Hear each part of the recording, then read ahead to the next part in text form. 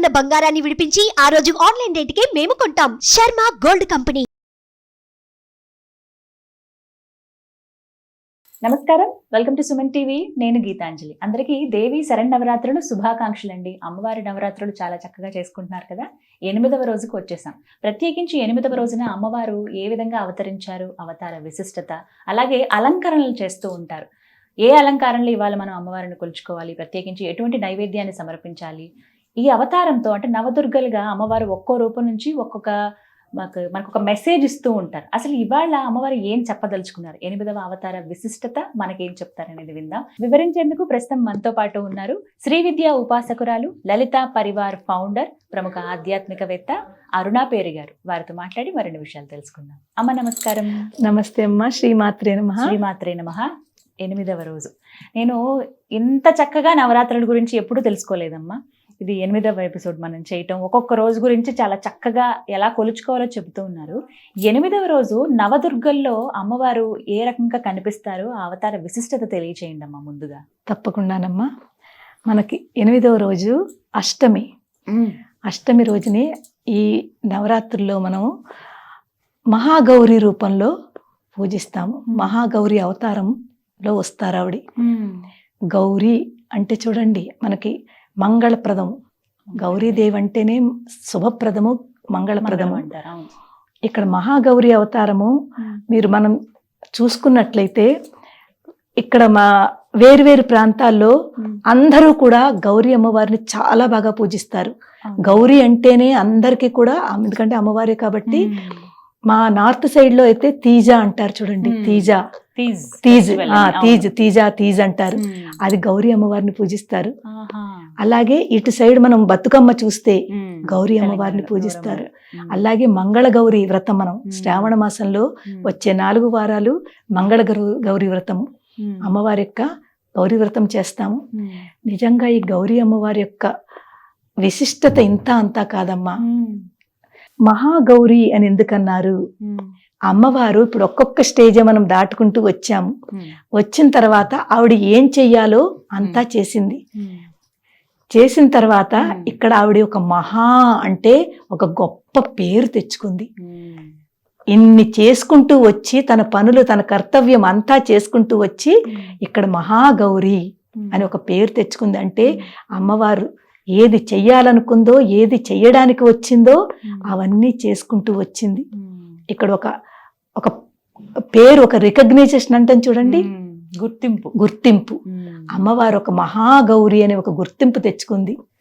అన్నీ కూడా చక్కగా చేసుకుంటూ ప్రతి దాంట్లోనూ, ప్రతి స్టేజ్లోనూ ఆవిడ అన్నింటినీ ఫుల్ఫిల్ చేసుకుంటూ వచ్చింది. ఇది మహాగౌరి అన్నమాట.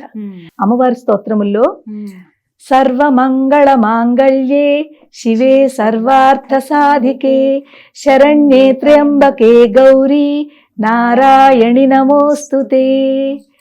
ఎంత చక్కటి శ్లోకమునమ్మా.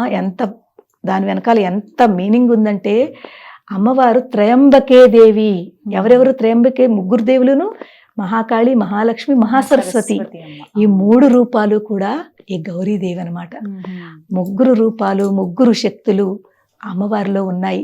అలాగే ఈ గౌరీ స్వరూపం అంటే ఏంటంటే ప్రేమ స్వరూపము. ప్రేమను పంచుతుంది, అందరినీ కలిసి ఉండే ఐక్యతను పెంచుతుంది.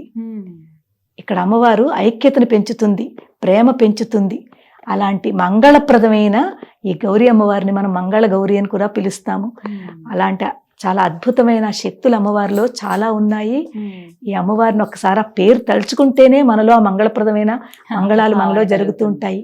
అంత అందమైన శుభకరం, చాలా శుభకరమైనది. మరి అలంకారాలలో ఈ రోజు అమ్మవారికి అలంకారాల్లో దుర్గమ్మవారిగా కూడా మనం ఈరోజు దుర్గాష్టమి, దుర్గమ్మవారిని మనం చక్కగా పూజిస్తాము.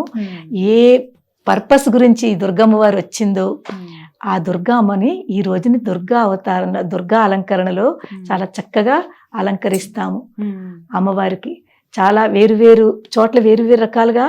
మనకి కలకటా సైడ్కి వెళితేనమ్మా, బెంగాల్ సైడ్కి వెళితే అక్కడ అమ్మవారిని దుర్గా పూజల్లో ఈ అష్టమి రోజుని ఎంత బాగా చేస్తారంటే మనం అసలు అయ్యమ్మ. మన 2 కళ్ళు సరిపోదమ్మా, ఉమ్. 2 కళ్ళు సరిపోదు, అంత అద్భుతంగా వాళ్ళు చేస్తారు. మన నార్త్ సైడ్ లో కూడా దుర్గాష్టమి అంటే చాలా స్పెషల్గా చేస్తారు, చాలా స్పెషల్గా చేస్తారనమాట. అటువంటిది ఈ అష్టమి రోజుని మహాగౌరి అవతారంలో అమ్మవారు దుర్గమ్మ అలంకరణలో ఉంటారు.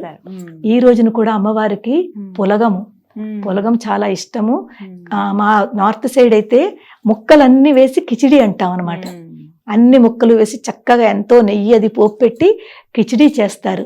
అమ్మవారికి చాలా ఇష్టము. పాయసం చేస్తారు, ఖజూర్ పాయసం అంటారు. ఖర్జూరం పండు తెలుసు కదా, ఖర్జూరం పండుతో చేసిన బెల్లం ఉంటుంది, ఖర్జూరం బెల్లము, దాంతో చేసి పాయసం చేస్తారు. అమ్మవారికి చాలా ఇష్టము. ఇక్కడ మనం అమ్మవారి యొక్క నామం మన వైపుగా తీసుకుంటే మంగళ గౌరి, ఆ గౌరీప్రదమ, శుభప్రదమ, మంగళప్రదం అంతా కూడా మన లోపల ఆనందమే అదమ్మా. ఎప్పుడైతే మనకు అన్ని ఫుల్ఫిల్, ఇప్పుడు అమ్మవారిది అన్ని ఫుల్ఫిల్ అయిపోయి అమ్మవారు ఆ స్టేజ్కి వచ్చింది, ఒక చక్కటి మంగళప్రదమైన ఒక మంచి పేరు తెచ్చుకుంది అంటే ఇప్పుడు ఆనందమైన స్వరూపము. ఇప్పుడు ఇంకా ఆవిడ హాయిగా ఆనందంగా ఉంది, అన్ని చేసుకుని ఆనందంగా కూర్చుంది.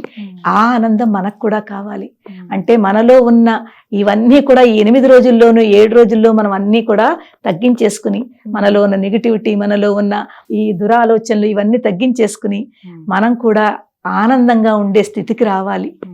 అలాగా అమ్మవారు మనకు అది నేర్పుతోంది. ఇక్కడ నామం మంత్రం ఏమిటంటే, ఏమి స్మరించుకోవాలి ఈ రోజుని అష్టమి రోజుని అమ్మవారిని మనం ఓం దుర్గాయై నమః, ఓం దుర్గాయై నమః, అలాగే మనకి ఓం దేవి మహాగౌరీయై నమః, ఓం దేవి మహాగౌరీయై నమః.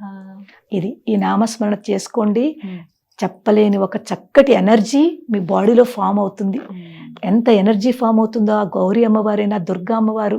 దుర్గా మనం అనుకుంటేనే మనలో ఉన్న ఆ దుర్గములు అంటే కష్టాలన్నీ తీసేసి చక్కటి సుఖప్రదంగా ఉంచుతుంది, ఆనందాన్ని ఇస్తుంది.